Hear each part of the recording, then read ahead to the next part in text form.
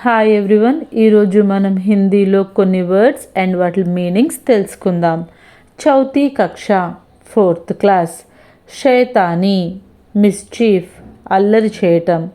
మజా ఆనా, to enjoy, ఆస్వాదించటం. తంగ్ కర్నా, టు ట్రబుల్ సమ్వన్, ఎవరినో ఒకరిని విసిగించటం. బూడా ఆద్మీ, ఓల్డ్ మెన్, ముసలి వ్యక్తి. చిల్లానా, టు షౌట్, అరవడం. గూంగా, డమ్, మూగవాళ్ళు.